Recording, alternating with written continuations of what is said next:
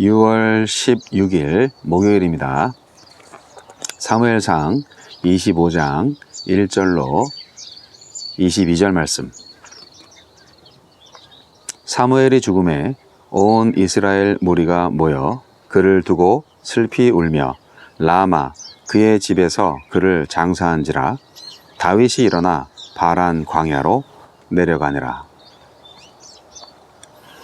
마온에 한 사람이 있는데 그의 생업이 갈멜에 있고 심히 부하여 양이 3,000마리요 염소가 1,000마리이므로 그가 갈멜에서 그의 양털을 깎고 있었으니 그 사람의 이름은 나발이요 그의 아내의 이름은 아비가일이라.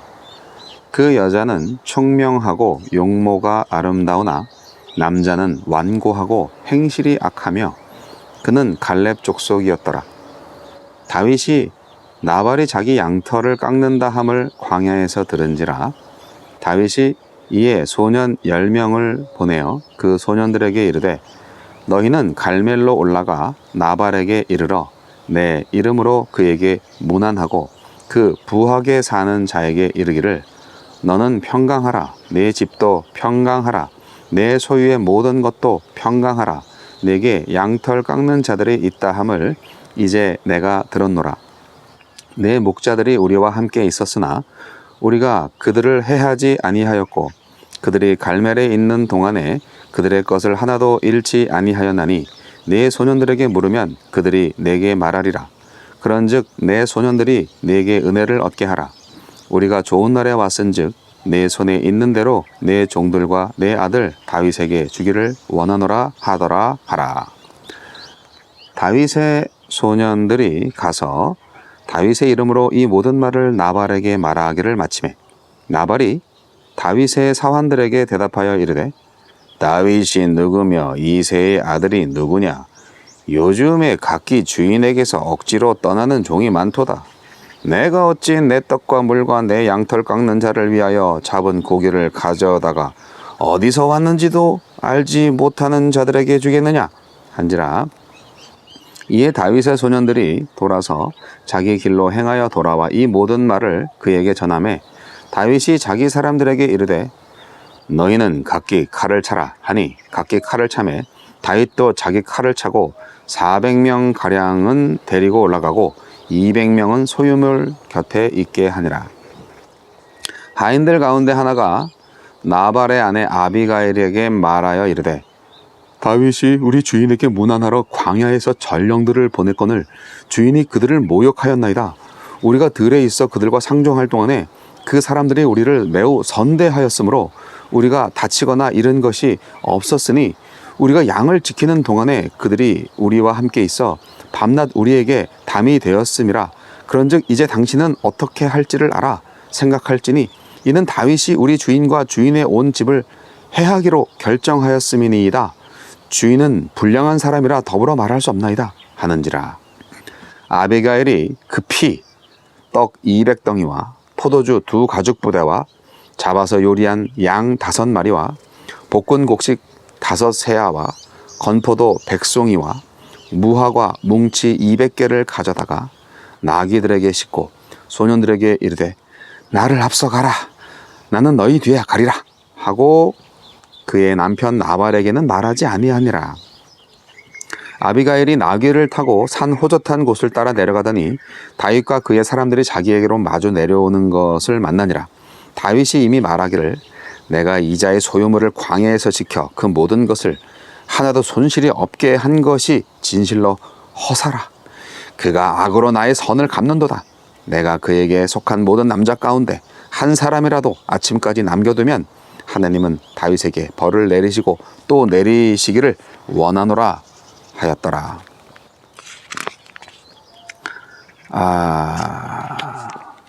건방진 나발과 폭발한 다윗. 어리석은 부자 나발은 다윗의 정중한 요청을 무례하게 거절할 뿐 아니라 조롱했습니다. 이에 분노한 다윗은 복수하기 위해 병사들을 이끌고 나발에게로 향합니다. 우리에게 주시는 교훈은 무엇입니까? 한 사람에 대한 평가는 그가 가진 재산이나 그가 이룬 성취가 아니라 그가 보여준 성품과 행동에 따라 내려집니다. 사무엘이 죽었을 때 온 이스라엘 무리가 모여 슬피 운 것은 그가 백성을 위하여 쉬지 않고 기도하며 이스라엘을 하나님의 길로 이끌어 주었기 때문입니다. 물론 우리 삶의 최종적인 평가는 하나님이 내리시겠지만 우리 곁의 사람들도 우리를 평가합니다. 나는 현재 어떤 사람으로 평가받고 있습니까? 내가 떠난 후 어떤 사람으로 기억되고 싶습니까? 받은 은혜에 감사할 줄 모르거나 은혜를 원수로 갚아서는 안 됩니다. 나발은 양이 3,000마리, 염소가 1,000마리나 될 정도로 큰 부자였지만 인색하고 오만했습니다. 다윗과 그의 부하들과 나발의 양떼를 지키고 돌보는데 담과 같은 역할을 해줬음에도 다윗을 도망자, 거짓 취급하면서 조롱했습니다. 선을 악으로, 호의를 냉대로 갚은 것입니다. 누군가가 내게 베풀어준 호의는 당연하게 여기고 내가 갚고 감사해야 할 호의에 대해서는 지나치게 인색하게 굴지 않습니까? 분노를 잘 다스려야 하고 복수심을 경계해야 합니다.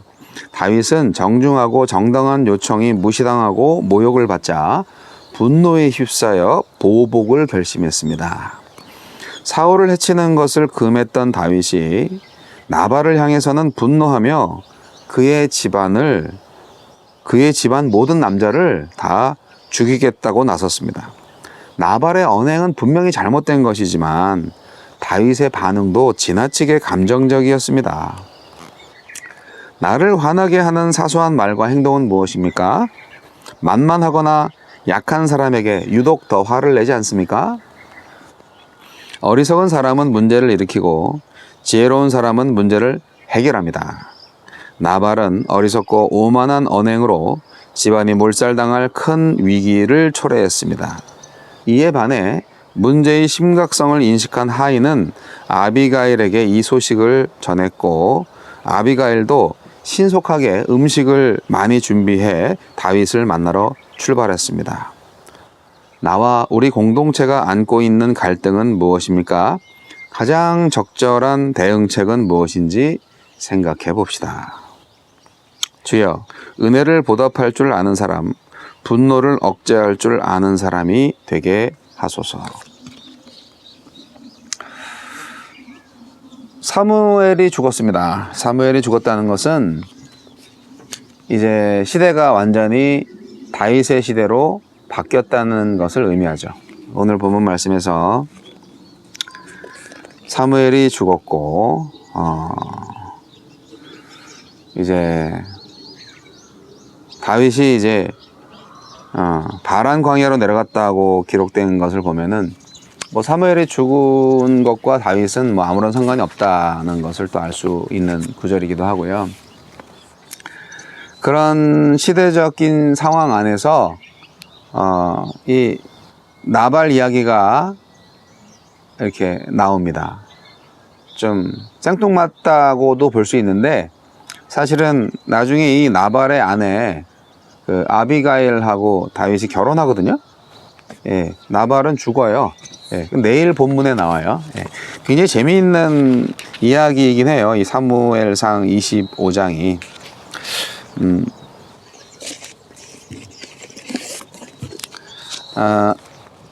나발의 사람들은요, 다윗이 들에 있는 자기들을 선대하고 광야에서 담이 되어서 양들을 밤낮으로 지켜줬다. 그렇게 나발의 종들이 증거를 하고 있습니다. 사실 광야라는 곳은 어때요? 무법천지의 공간이죠. 뭐 언제든지 그 블레셋 잔당들이 들어와서 나쁜 산적들이 들어와서, 우리나라는 산이 많으니까 산적이라는 생각을 많이 하는데 온갖 비류들이 들어와서 양들을 갈취해 갈 수도 있고, 그리고 또 맹수들이 와서 또 양과 염소들을 해할 수도 있고. 그런데 바로 그 광야에서 다윗이 경찰이나 구급대 역할을 한 거예요. 나발의 그 목축 공간에서.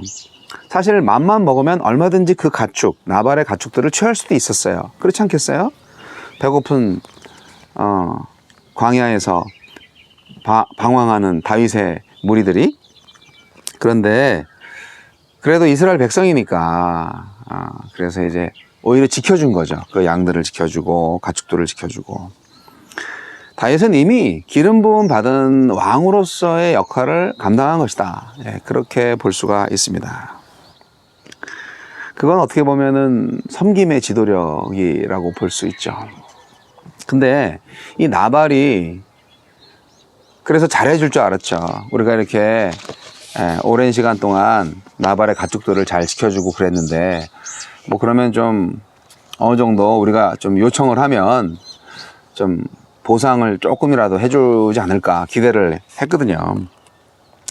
나발은 부자였어요. 그러나 성격은 아주 지랄 맞은 사람이었죠. 나발은 왜 몰랐겠어요? 다윗이 자기 종들과 자기 그 가축들을 보호해 준다는 사실을 왜 몰랐겠어요? 그런데 자만했겠죠. 아니 뭐 내가 시키지도 않은 건데, 내가 요청하지도 않은 건데 왜 지켜줘? 참나. 그렇게 생각을 했을 거예요, 분명히. 그리고 다윗에 대해서 좀 안 좋게 얘기를 합니다.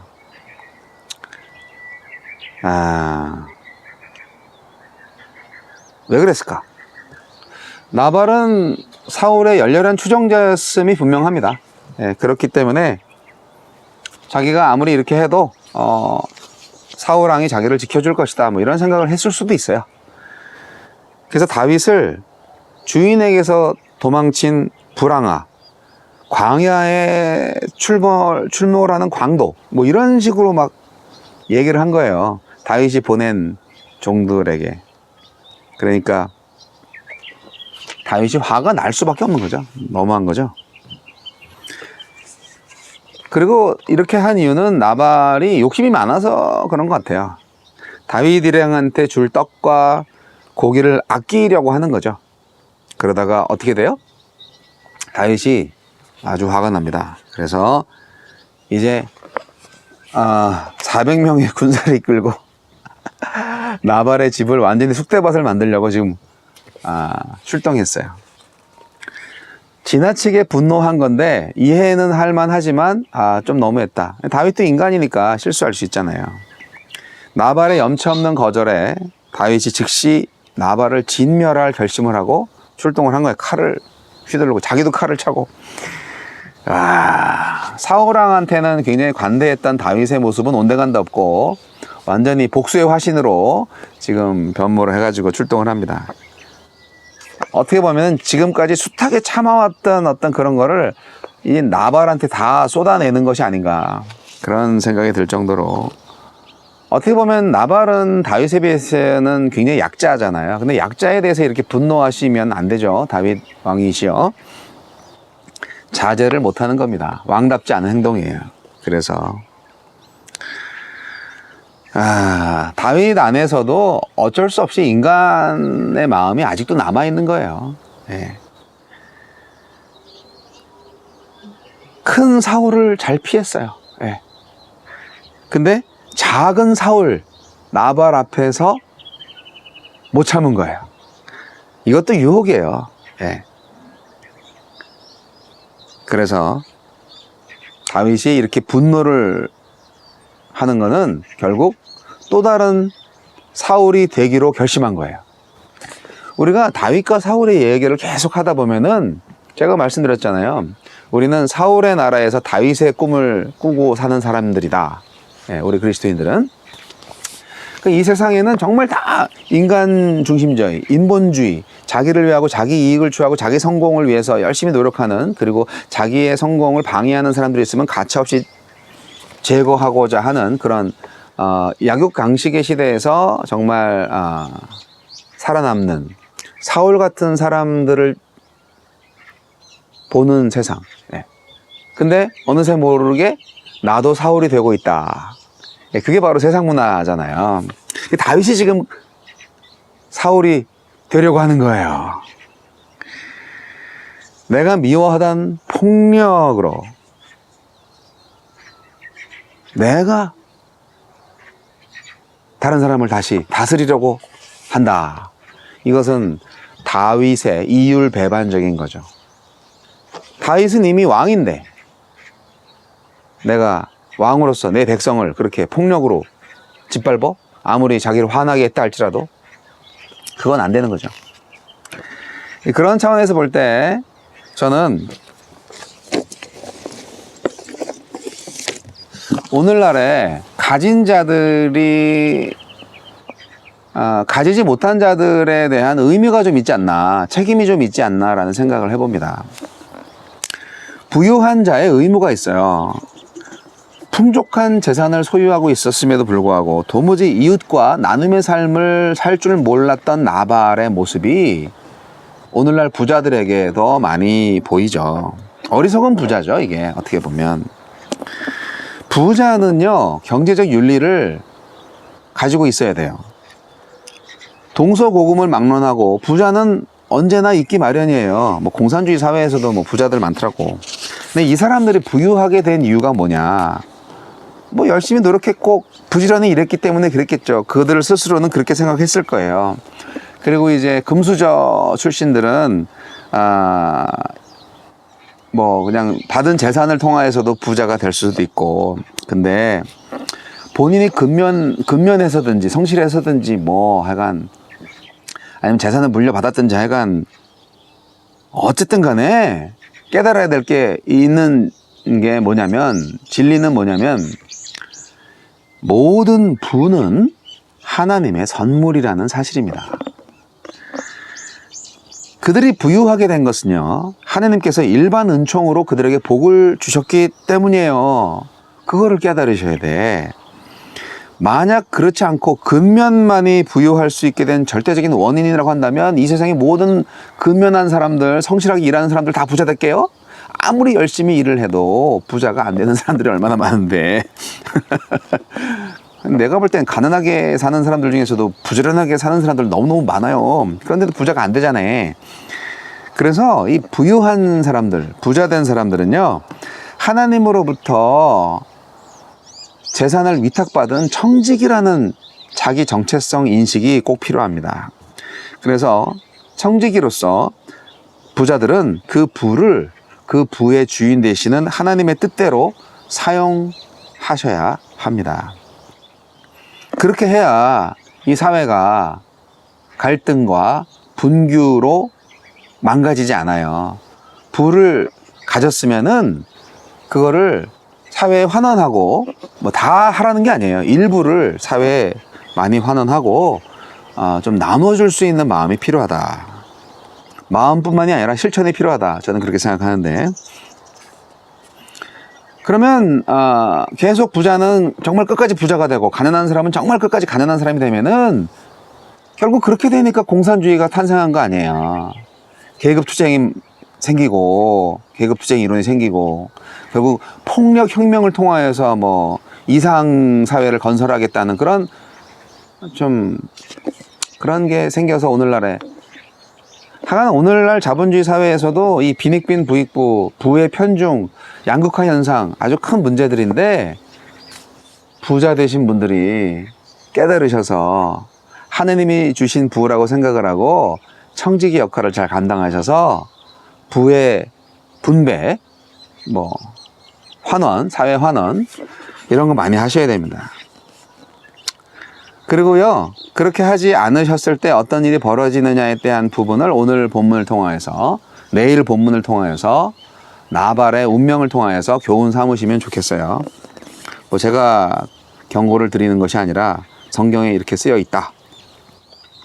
부자들은 부자인 만큼 구제하는 일을 좀 많이 하시기 바라는데, 그렇지 않으면 어떻게 되느냐? 하느님의 심판이 옵니다. 내일 본문에 나오는데요, 나발이 급하게 죽어요. 예. 하나님이 다윗을 사랑하시잖아요. 나발도 사랑하셨어요. 하나님은 모든 인간들이 당신의 자녀들이고 백성들이죠. 그런데 나발이 못되게 굴었죠. 도와달라고 했는데 도와주지 않으니까. 그리고 멸시까지 하니까. 그런 거죠. 그래서 결국 심판을 받았어요. 이렇게 살면 안 되잖아요. 어리석은 부자가 되면 안 돼요. 사랑하는 성도 여러분,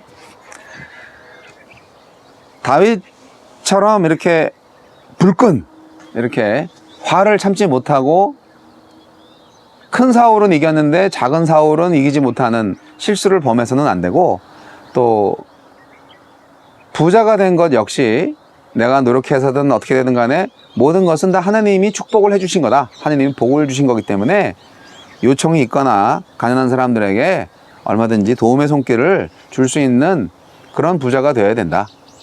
그것이 하나님 나라의 질서다. 그 교훈을 오늘 받으시기 바랍니다. 여기 제주도에서 노준엽의 날마다 성경이었습니다. 어제는 바다에서 했고 오늘은 산에서 했네요. 할렐루야. 여기 너무 좋아요. 이 멋진 숙소를 허락해 주신 우리 강향선 예비 목자님께 사랑과 격려를, 감사를 드리면서 오늘 매일 성경을 마치겠습니다.